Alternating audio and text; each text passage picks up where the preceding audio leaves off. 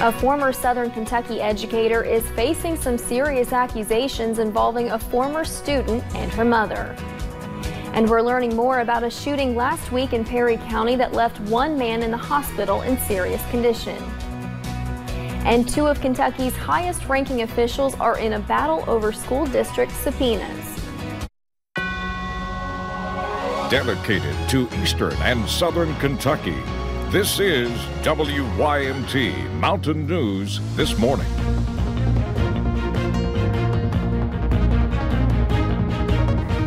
Good morning, I'm Taylor Upchurch. Today is Wednesday, April 17th. Let's check in with Brandon Robinson for a look at your forecast this morning. Brandon, how does it look out there today? So far, so good. Just a few clouds around this morning. Temperatures back and forth depending on where you are, but as we take a look at the cameras, we can see things are pretty quiet UVA-wise this morning. Seeing the moon kind of setting there in the sky, but a few clouds shifting across the skyline. You can see that here on the last 6 hours on the loop. Temperatures anywhere between 44 and 63. Ridge Valley split this morning, warm across the entire state. Warm air is going to continue to push in as we get into the low 80s later this afternoon. Get out there and enjoy this nice day. I'll have the rest of the forecast coming up here in just a few minutes. Taylor? Thanks, Brandon. Disturbing allegations against a former Southern Kentucky high school teacher and coach. School officials in Somerset say Stephen Wallace retired from his job as teacher and boys soccer coach last winter. But we're learning that on January 7th, Wallace is accused of asking for sex for money from one of his former students. WYMT's Phil Pendleton has more on the bizarre allegations police are looking into. Wallace is the former high school boys soccer coach. We're also told he coached and has taught at several other schools in this community. Court records state that he used a fake messenger account to approach the teen and her mother using the name Sam Jones. He is accused of telling the teen, "I can't make you rich, but I can give you $75 per meeting." He's also accused of telling her that I'm not looking for a love-type relationship. I'm looking for a trade-off relationship where we both get benefits from each other.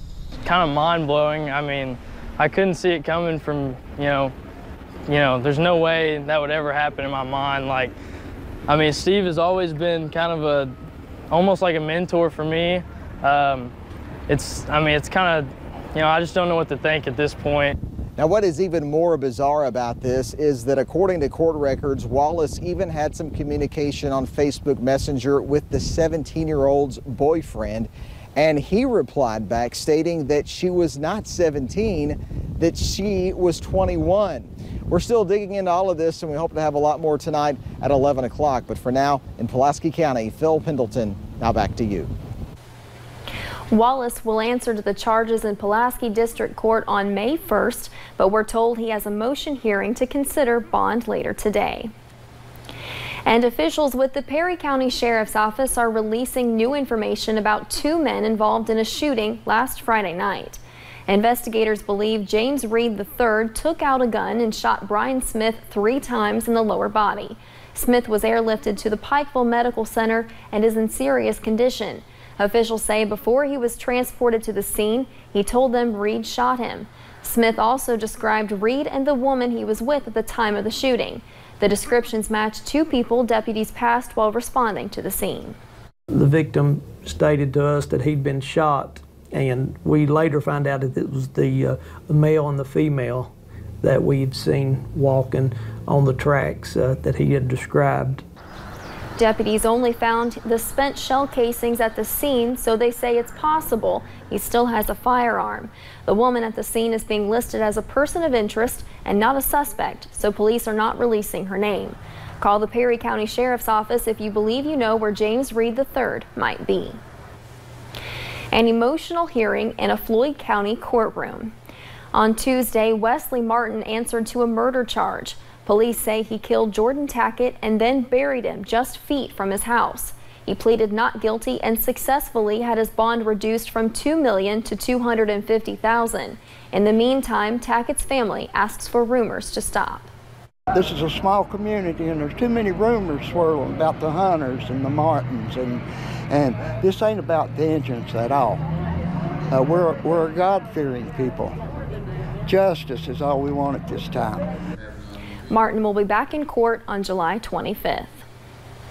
In state news, Kentucky Attorney General Andy Beshear wants Governor Bevin to withdraw his subpoenas to 10 school districts. Those subpoenas are asking for the names of the teachers who called in sick on the days protests were taking place at the Capitol. Lawmakers were looking at laws that would change teacher retirements. Beshear is threatening to sue if the governor doesn't withdraw the subpoena. They were not protesting their own work conditions. They were not protesting their own pay. Instead, they were protesting structural, financial, and overall issues in the education system, particularly the siphoning of public school funds in the form of tax credits to private schools. That is First Amendment speech that is protected by the Constitution. You can find Beshear's full letter to the Bevin administration by clicking on this story on WYMT.com. Meanwhile, an important reminder, if you plan to vote in the next month's primary but have not registered to vote, you're running out of time. The deadline is Monday. You can register at your local county clerk's office. The May primary is the 21st. And Virginia Governor Ralph Northam has withdrawn from plans to be a commencement speaker at his alma mater, Virginia Military Institute. News outlets report the Democrat is sitting out of graduations throughout Virginia this season. Northam has resisted calls to resign since February, when a racist photo surfaced from his 1984 Eastern Virginia Medical School yearbook. And in nearby West Virginia, former Commerce Secretary Woody Thrasher is running for governor. The Republican businessman announced his 2020 bid Tuesday, saying the state needs real leadership to create economic growth in the state. Current Governor Jim Justice forced Thrasher out of the Commerce Department last year after numerous complaints about poor management of a housing assistance program for 2016 flood victims. And switching gears, students displayed their hard work at the KVEC Fire Summit in Pikeville on Tuesday. Students from 9 school districts helped build tiny homes for the Tiny House Village. The homes will be auctioned off, giving students a hand in real-world business and construction practices. Christian Land, a sophomore at Phelps High School, said the project is a good way to make a contribution to the world. Knowing that we did that and that everything that we like to eat is we can do it on our own, and it's just a great feeling knowing that you can do something that tastes so good and can help anybody. The Tiny House Village is an ongoing sustainability project through KVEC's Build It Forward initiative. And breakfast lovers rejoiced in Pikeville yesterday during the grand opening of a new restaurant on 2nd Street. Southern Biscuit and Grill officially opened to hungry customers Tuesday morning. The restaurant's theme is bicycles, bees, and biscuits. Southern Biscuit and Grill serves locally grown food and has 6 employees, and they hope to need more soon. And the city of Pikeville also officially opened its visitor center yesterday. City manager Philip Ellswick said the visitor center has been in the plans for a while. He said the center will make things more accessible for people who visit the area to get information and register for the city's tourism activities. Souvenirs are also available at the center. The visitor center is in the East Kentucky Expo Center and can be accessed through the Main Street entrance. Back in January, Letcher County volunteer fire stations received a $61,000 grant from American Electric Power. On Tuesday, they received the new gear purchased with that money. WYMT's Lauren McCourt talked with the fire chiefs who say it was better than Christmas.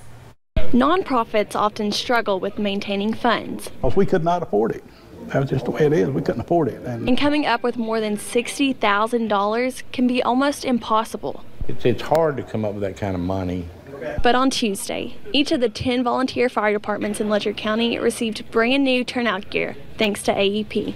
Like a kid in a candy store, where's the next box of candy, and we found it. So that's what we love. This is the first time any of the stations have received new suits. In the past, we've had to take whatever we get a hold of. Not only making it much safer for the men and women in the department. On the back here, this is the DRD. That's a drag strap, like if you go down in a building, they can get a hold of it and pull you out. but allowing them to use the money they saved on other important matters. We can use their money now to pay our power bills. Knowing their squad is now safer. That's the best thing in the world that's ever happened to us, I tell you, for our fire department. And a little more stylish. It's fresh, it's clean, it's like buying a new shirt at Walmart. These men can continue protecting the county they love. Oh, it's better than Christmas, this is. In Letcher County, Lauren McCourt, WYMT Mountain News. Each of the 10 volunteer fire departments also received a $1,000 grant from Kentucky Farm Bureau. Coming up, the entertainment world is mourning the passing of a sitcom actress, and a singer opens up about mental illness. Forecast features some beautiful weather for the next couple of days, but you know what I always say, what goes up must come down. I'll have the down part of the forecast in about 3 minutes.